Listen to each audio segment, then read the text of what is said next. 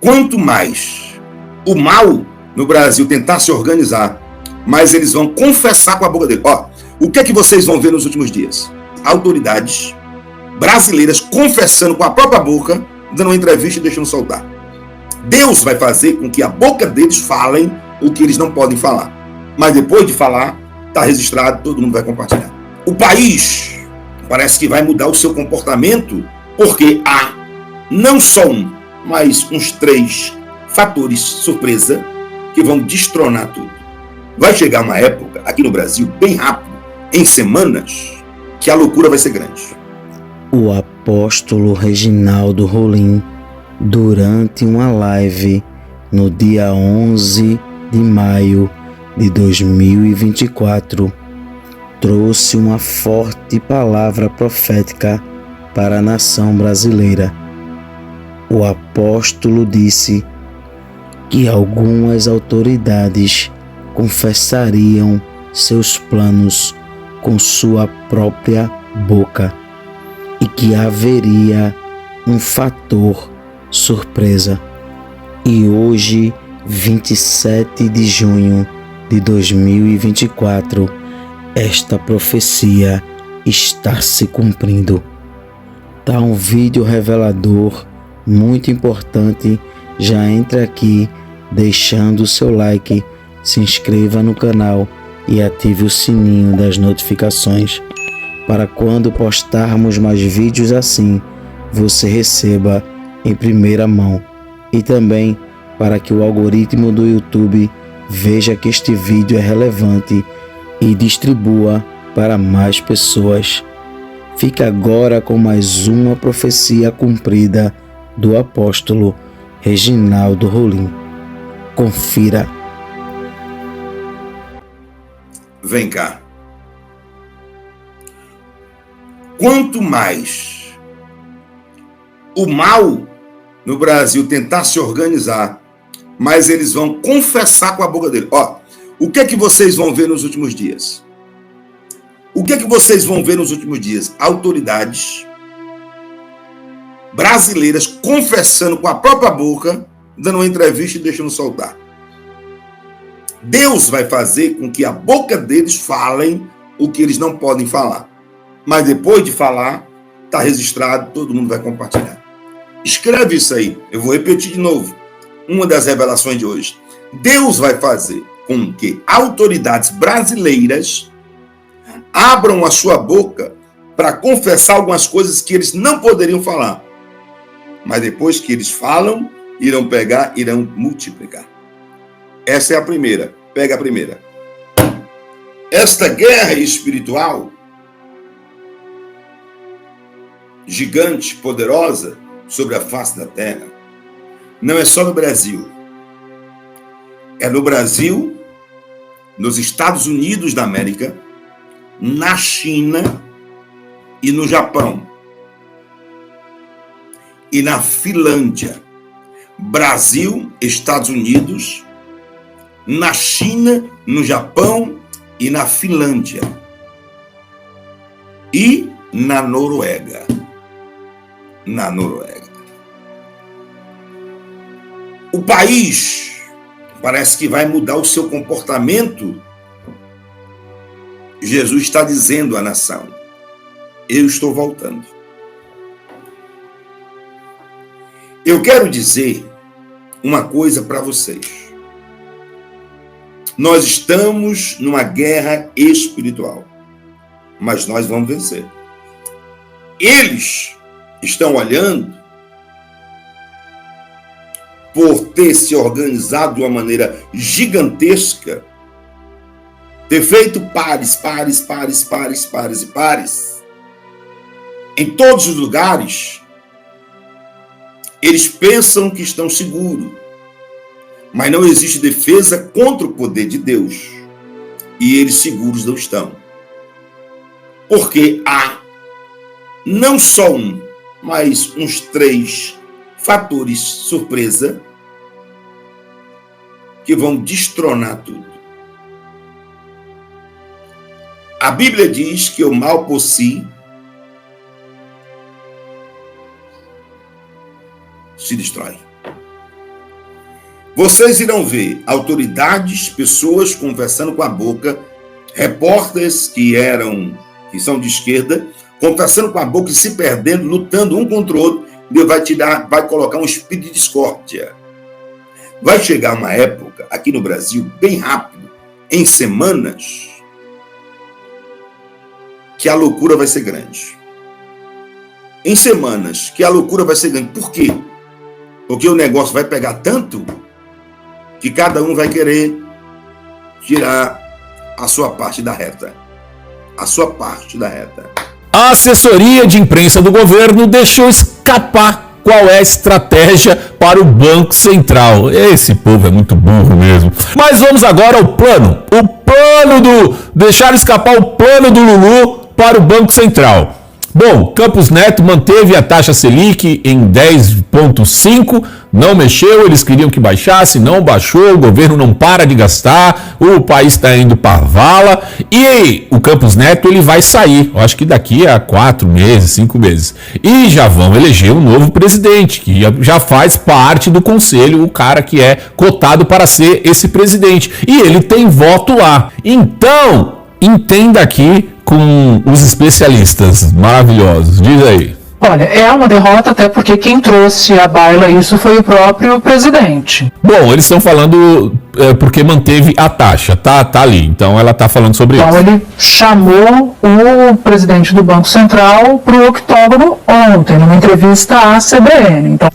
E ele conseguiu que o dólar batesse o recorde em 5,47 no governo. Não dá para não encarar como derrota ou como se ele não tivesse ficado falando sozinho. Inclusive, os indicados na gestão dele seguiram essa decisão pela manutenção da Selic.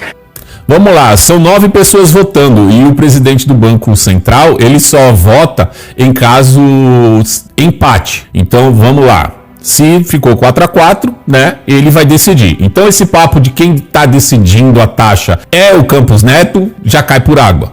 Porque nunca empata, tá? Até o pessoal que ele colocou lá tá votando para manter a taxa, que nesse caso foi 9-0, né? 8-0, porque ele não precisaria votar, mas 9-0. Por diversas razões. E talvez a mais forte delas tenha sido a que a Ana Flor citou, que foi a decisão dividida da reunião do Copom passado. E isso pegou muito mal no mercado, isso foi muito mal interpretado e deu muito pano para manga. Então houve um cálculo dessa reunião. Agora tem algumas notícias aqui. O presidente da República pode não ter ficado satisfeito? Pode. Lá na Fazenda já se esperava essa unanimidade. Já se imaginava que viria algo em conjunto. Seria um 9-0. Porém, acho que as leituras a partir de agora vão precisar considerar essa unanimidade. Porque, veja, Gabriel Galípolo, por exemplo, que é esse aí é o cotado para assumir, Gabriel Galípolo. Cotado como um dos possíveis presidentes do Banco Central na sucessão de Campos Neto. No dia seguinte à fala do presidente da República, ele vai lá e vota pela manutenção da Selic. Isso...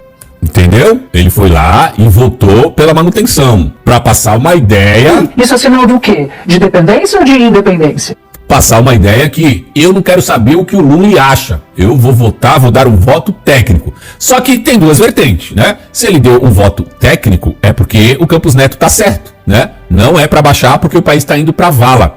Mas ele deu esse voto técnico, querendo passar que ele vai votar tecnicamente, para que quando ele seja colocado no cargo como presidente, o mercado não fique receioso com ele. Não, mas ele votou com o Campos Neto, lembra? Não, ele é um cara imparcial, o Lula não vai mandar nele não. Aí que tá o golpe. Então, supõe que ele deu este voto só para não criar caos das pessoas desconfiarem que ele vai baixar a taxa de juros na marretada porque o Lula quer. É sinal de independência. Portanto, quem fizer no mercado financeiro a avaliação de que uma gestão com Galípolo à frente, se essa for a formação, será influenciável pelo governo, acho que vai ter que se lembrar dessa reunião do Copom. Então ela entregou tudo. Pronto, ela entregou. Praticamente ela falou, ó, esse voto aí foi um voto falso, ele queria baixar a taxa, mas ele votou porque ele já sabia que ele era voto vencido, aí ele votou junto pra que ninguém ficasse contra quando ele fosse indicado pra assumir o banco. Pronto, entregou tudo. Porque é uma decisão difícil para ele tomar. Ele que é tão próximo e sempre foi tão próximo do presidente Lula ainda nos tempos. Eu não entendi que você tá entregando tudo isso de bandeja assim, moço.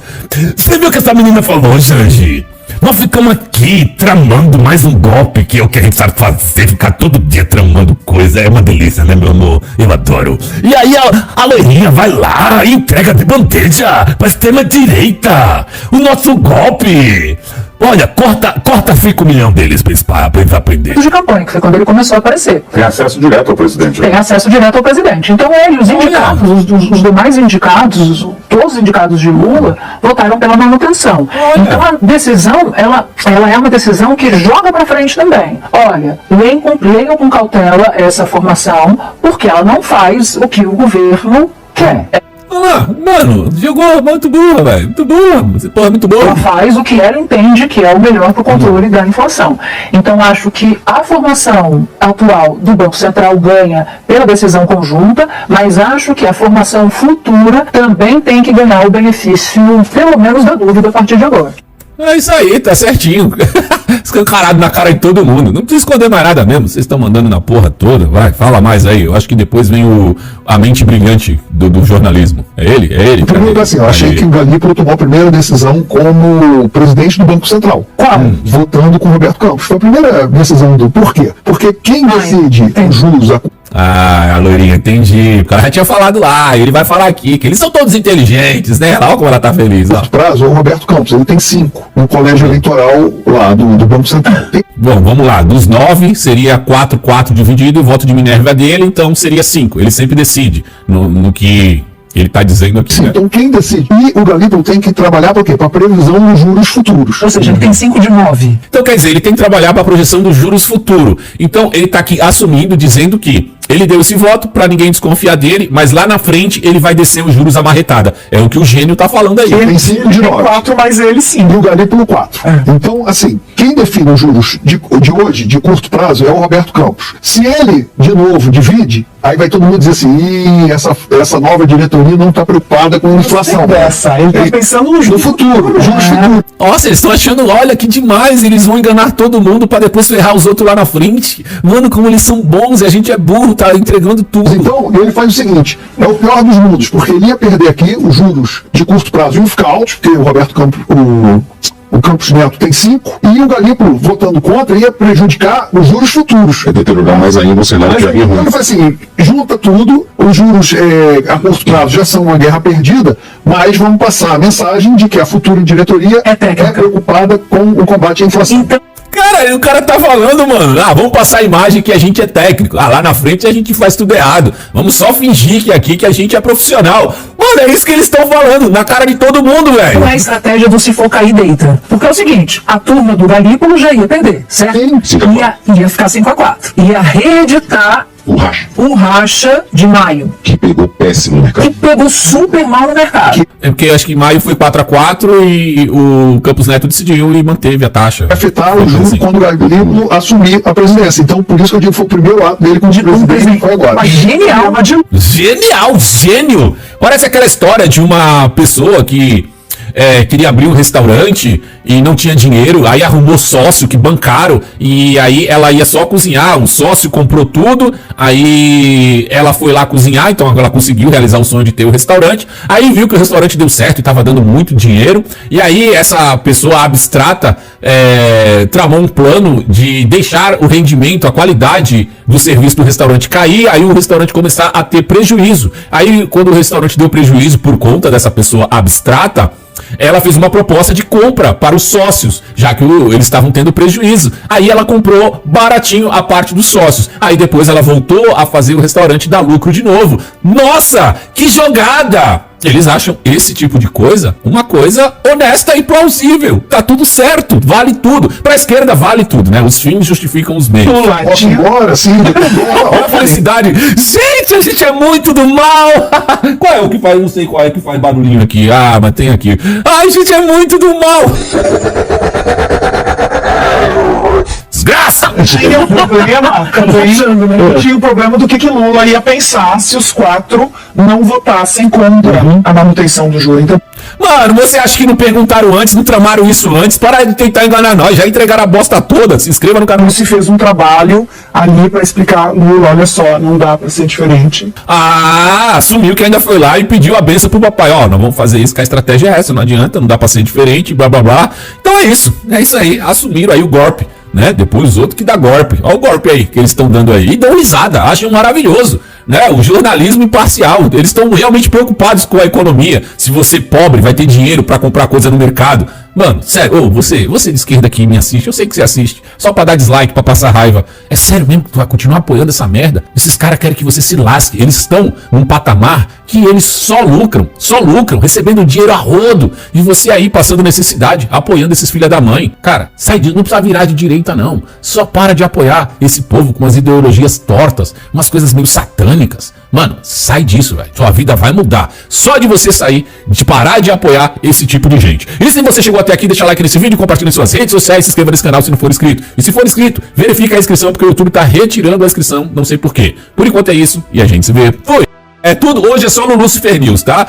As merda que ele andou falando aí. Lula admite falcatrua em empresa de leilão de arroz, mas ainda insiste em importação. Vamos ver aqui. Eu tomei a decisão de importar 1 milhão de toneladas. E depois tivemos a anulação do leilão, porque houve uma falcatrua na empresa.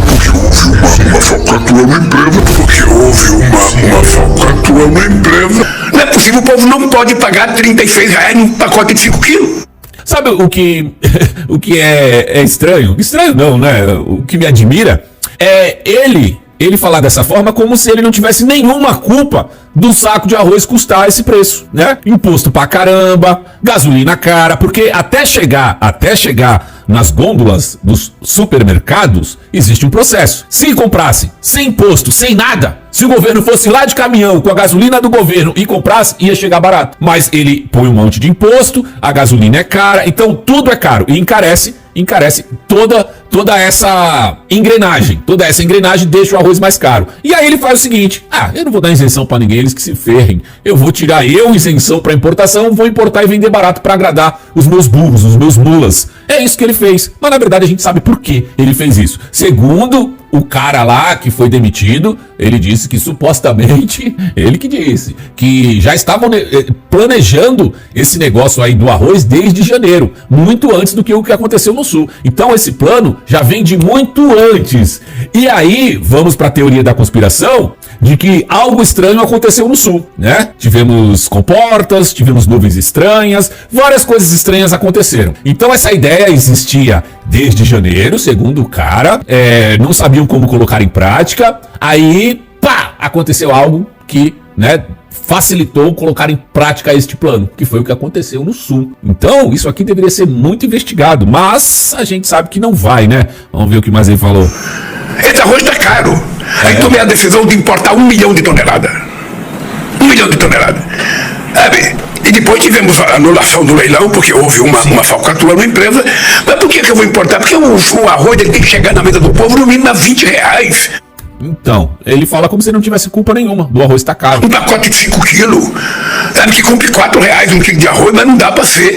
Tava um preço exorbitante. Mas vamos falar sério agora. O Boca de Veludo aqui tá dizendo que o Brasil viveu uma prova de fogo. Senhoras com bíblias na mão e alguns vândalos, sem portar nenhuma arma, tentaram tomar o Brasil. Mano, o povo deve escutar isso lá fora. O povo lá que tem um monte de guerra, um monte de coisa lá na história deles, e dá risada pra isso, velho. Eles devem dar risada. Vamos ver o que o Boca falou. A democracia constitucional tem lugar para todos que saibam respeitá-la. Tá vendo? A democracia tem lugar para todos que saibam respeitá-la. Desde que você siga a cartilha, você está incluso. Liberais, conservadores, progressistas, só não tem lugar para quem não se disponha a respeitar as regras do jogo e a respeitar os resultados eleitorais.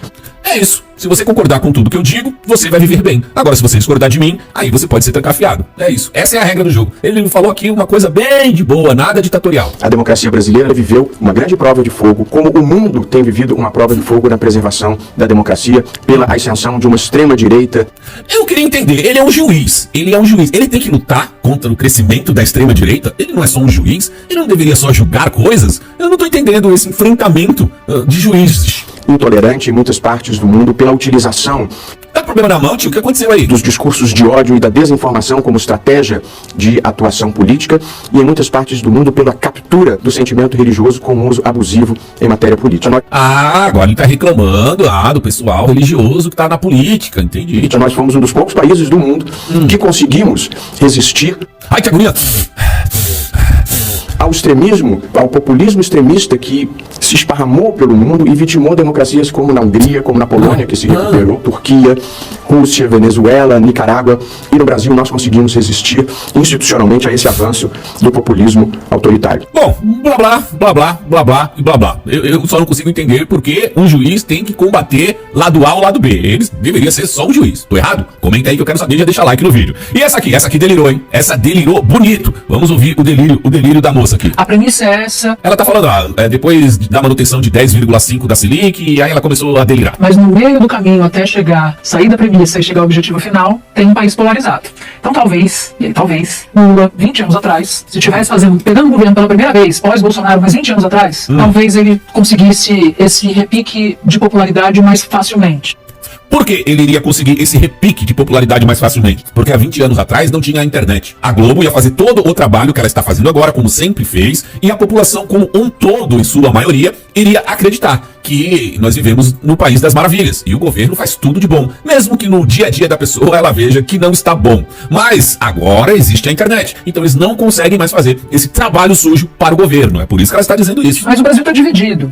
Uma população que é uma população cativa. O Lula criou uma nova classe, que foi a nova classe C. Que classe é essa aí? Nova classe C? O que que tem esse povo aí de classe C que eu não sei? Conta pra nós. Aqui no Brasil não existe mais. O Brasil onde só vocês criavam as narrativas, esse moço tá vivo, gente. Ele tá animal tempão, assim, tá tipo o Biden, tá ligado? Parado, olhando pro nada, sei lá, uma estaca de cera. Agora, mesmo que ele não exista mais, se você for olhar líderes no mundo inteiro em termos de popularidade, você vai até achar que o mundo tá bem. Ele tá bem. Um líder, já faz algum tempo, isso foi no ano passado, um chefe de Estado, numa ligação com o Lula, chegou a dizer assim, qual é o seu segredo? E o Lula tava muito parecido, talvez um pouco mais do que ele tem hoje. Segredo pra popularidade. De ter essa popularidade. Eu conto pra você, é só você comprar a mídia. A mídia toda hora vai dizer que você tá em alta, é popular. E você compra também os mecanismos de pesquisa. Compra todo mundo, o Maduro tá sempre primeiro. É isso, gente, é muito fácil. Porque aqui eu tô com 20. Então, se você comparar, colocar países um do lado do outro, ele tá numa situação chegou a 36 agora, né? Porra, todo mundo ama esse cara. Ele anda na rua assim, ele não consegue andar na rua, na verdade. Todo mundo quer abraçar o isso essa semana, né? Sim, é pouco, né? É pouco para padrões holísticos. Nossa, 36 é pouco para um grande rei, um grande homem, um homem da alma ilibada. Um homem desse tem que ter, no mínimo, 60% de aprovação. Pelo amor de Deus, né, mano? Esse povo delira, velho. O negócio que tá usando aí tá estragado. Agora vamos falar dos incêndios? Olha só o que Lula postou em seu perfil oficial no Twitter, hoje X, no ano de 2020. Por que nossas forças armadas não estão com um grande contingente no Pantanal e na Amazônia para tentar combater os incêndios? Isso há 4 anos atrás, hein? Eles desmontaram todos os mecanismos de prevenção de incêndios. Esse ministro do meio ambiente é um cidadão sem caráter e sem respeito pela natureza. Meus amigos, como diz o velho ditado, o tempo é rei. Mas calma, vamos continuar no passado ainda. Lembra dessa gracinha aqui, da Ingrid Guimarães? Olha o que ela postou no ano de 2021. Como deve se dormir sabendo que praticou um crime ambiental? Como envelhecer sabendo que seus netos talvez nem conheçam a Amazônia? Por negligência sua. Aí ela botou #Fora Salles. Uau. Aí agora no Governo do Amor, o que ela escreve? Que desespero. O que está acontecendo no Pantanal? Conheço bem Corumbá. Sou madrinha de um projeto lá. O lugar mais complexo. Eles não conseguem nem chegar perto para combater o fogo. O mundo está literalmente fritando. Você entendeu? Não entendeu não? Eu vou desenhar para você. No governo do genocida, a culpa era dele, do governo dele. Mas agora no Governo do Amor, é culpa da natureza, do aquecimento global. E ninguém pode fazer nada. Calma, nossa viagem através do tempo não passou ainda não. Voltemos mais uma vez para 2020. O que escreveu Marina Silva, nossa atual ministra? O Pantanal arde em chamas, mas a postura inescrupulosa do presidente é dizer que são críticas desproporcionais. Criminosamente desproporcional é a falta de medidas do governo para enfrentar o tamanho do problema das destruições dos biomas brasileiros. Isso foi dito há 4 anos atrás por nossa atual ministra do Meio Ambiente. Já estamos há quase 2 anos de um novo governo. E olha só o que está acontecendo. Publicado pelo Estadão, recorde de incêndio no Pantanal expõe falhas na prevenção de queimadas do governo Lula. E detalhe, essas queimadas desse ano estão 4, 5 vezes pior do que as queimadas que aconteceram na gestão passada. E agora, em 2024, sendo ela, Marina, a atual ministra que cuida dessas questões, adivinha em que ela põe a culpa? Claro. No aquecimento global, no efeito da natureza. Na Amazônia, a estiagem leva para esforços em relação à logística e abastecimento. E no Pantanal tem a ver com logística e incêndio, porque nós estamos diante de uma das piores situações já vistas no Pantanal. Toda a bacia do Paraguai está em escassez hídrica severa. Nós não tivemos a cláusula de cheia, não tivemos o interstício entre o El Niño e Laninha. Isso faz com que uma grande quantidade de matéria orgânica em ponto de combustão esteja causando incêndios que são fora da curva em relação a tudo que se conhece. O Ministério do Meio Ambiente vem trabalhando desde outubro do ano passado de forma intensa, planejando ações. Tanto é que mesmo tendo havido uma antecipação do que era para começar em agosto, nós já estamos operando em plenas condições de ação. Bom, vocês viram aí, né? A culpa é do El Niño, a culpa é de Laninha, e o governo Lula não tem nenhuma responsabilidade sobre isso. Mas não é bem assim que os dados estão apontando, não. Parece que é completa falta de preparo e também de responsabilidade do governo Lula, que acabou resultando nesse aumento de queimadas. E detalhe, no governo anterior era mais na Amazônia. Agora, nós temos terríveis focos de queimada também no Pantanal, algo nunca antes visto. Meus amigos, olha só esse vídeo que foi gravado em Corumbá, mostrando aí o Pantanal completamente em chamas. E o que aconteceu? Marina Silva deu uma sumida e quando apareceu, veio com a desculpa dizendo que isso era culpa do El Niño, que era algo que o governo não tinha muito o que fazer, que o governo passou um ano se preparando e o que aconteceu agora foi um evento completamente fora da curva. Isso sendo de origem humana ou não, o governo tem sim a responsabilidade de evitar que esse tipo de coisa aconteça, principalmente nas proporções que estão agora, ainda mais se tratando de pessoas que passaram aí os últimos 5 anos, culpando a antiga gestão por focos de incêndio bem menores do que os que estão acontecendo agora. Meus amigos, a coisa tá tão séria que até a Globo teve que vir a público aqui assumir que de fato o que tá acontecendo agora é pior e de que sim, o governo Lula é responsável por essa situação. Só que eles pegam mais leve, né, como você vai ver aí, mas eles não deixam de dizer o que precisaria ser dito. Mas por que decidiram dizer? Para passar um ar de nós temos responsabilidade com a informação, sinal de que estão querendo pular fora do barco porque o Pix não cantou como deveria, porque a PL da censura que devolveria o monopólio da informação de volta para a Globo não foi para frente. Veja aqui um trechinho dessa análise. Em 2020 e 2021, criticou-se muito, com toda a razão, o governo Bolsonaro pelo seu descuido absoluto diante dos incêndios em matas, florestas e cerrado. Foi, naquela época, o auge dos incêndios no Pantanal. Perceba, ele disse que na época foi o auge dos incêndios do Pantanal, só que ele depois se contradiz dizendo o seguinte, ó. Não tá pior do incêndios no Pantanal, esse não tá pior do que naquela época. Rapaz, o cara, ele tá tão desesperado, tentando falar uma coisa, né, sem afetar a boa e velha questão do Pix, que ele entrou em contradição. Ó, na época do Bozo, foi o auge daquela impressão que foi pior, só que depois ele, não, mas esse ano tá pior. Como assim? Antes tava no auge e agora tá pior? Como é? O pessoal tá ficando doido, rapaz. Deve ser o efeito Lula. Só que o governo Lula é tão descuidado quanto o governo Bolsonaro, porque não existiu, isso aconteceu há 3 anos, já tínhamos El Niño, toda essa história estava contada. Perceberam o cuidado? Ai, o governo Lula é tão descuidado quanto o governo Bolsonaro. Agora imagina, cara, se você é do governo Bolsonaro, esse governo é irresponsável, é isso e aquilo, rapaz, velho. É vergonhoso demais. A gente não tem mais jornalismo hoje não, velho. Essa que é a verdade, nós não temos mais jornalismo. Não há nenhuma surpresa no que está acontecendo. O El Niño continuou, nós estamos agora no fim do El Niño, são os últimos meses.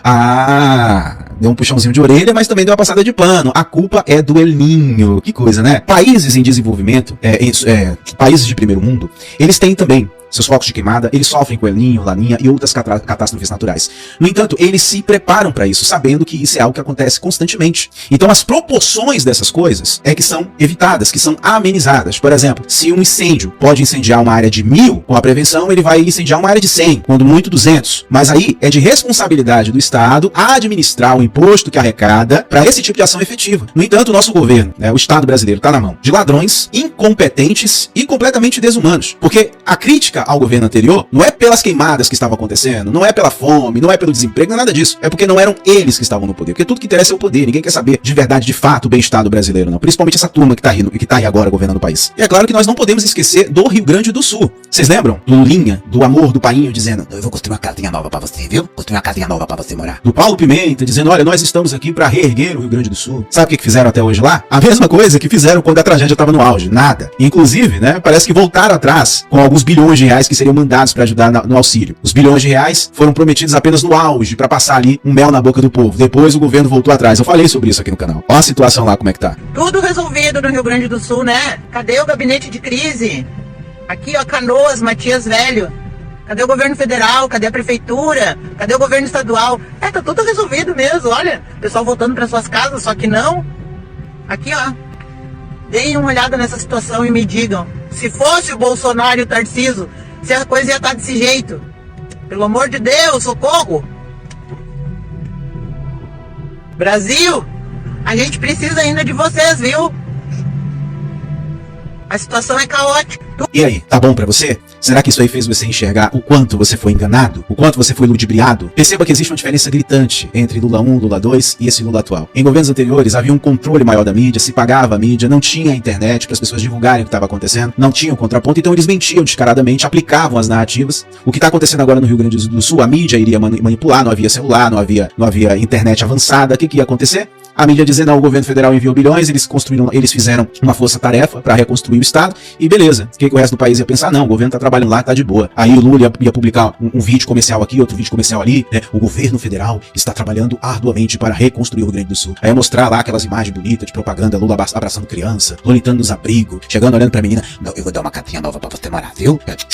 Era isso que ia acontecer. E é por essas e outras questões, por conta do avanço da internet, que o governo está querendo censurar, com o apoio da Globo, é que muitas pessoas estão acordando. São pessoas que estão, inclusive, pegando narrativas que foram ditas pelo atual governo que antes era oposição e fazendo comparações com a situação de agora. Então as pessoas conseguem ver a contradição, conseguem ver as mentiras, conseguem ver a manipulação e perceberam que é tudo pelo poder, só pelo poder e mais nada. O governo Bolsonaro não foi perfeito. Inclusive, eu fiz muitas críticas ao governo Bolsonaro. Mas diante de tantas mentiras, tanta manipulação, de tanto abafamento da verdade, de tanta tentativa de reconstrução de uma narrativa em cima daquilo que é fato, transformar o fato em mentira e a narrativa mentirosa em verdade, eu comecei a me questionar o que de fato poderia ser verdade sobre os erros de Bolsonaro e o que poderia ser uma narrativa inventada pela mídia, em parceria com a oposição, juntamente com a esquerdalha, com a militância, com os grupos mais radicalizados da esquerda, que já falaram abertamente que não querem exatamente uma democracia, mas sim uma ditadura do proletariado. Na verdade, o que estão tentando implantar é uma ditadura lulopetista. E como para eles a democracia é relativa, para eles vai ser democrático. Para você, que é a oposição, ou para você, que mesmo sendo de esquerda, mesmo tendo votado no Lula, mesmo tendo dito ele não, mesmo tendo chamado Bolsonaro de bozo, se você abrir a boca para questionar alguma coisa, você não vai enxergar o regime como uma democracia. Porque afinal de contas, para eles, a democracia é relativa. E quem critica a democracia deve ser punido severamente.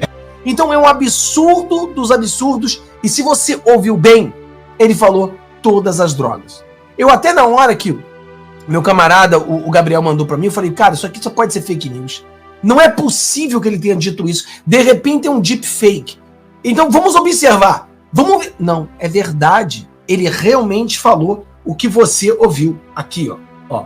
Usuário de nenhuma droga pode ser criminalizado. Criminalizado.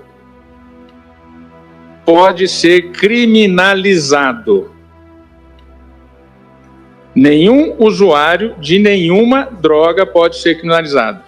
Nenhum usuário de nenhuma droga pode ser criminalizado. Essas são as palavras do petista que tem uma toga preta.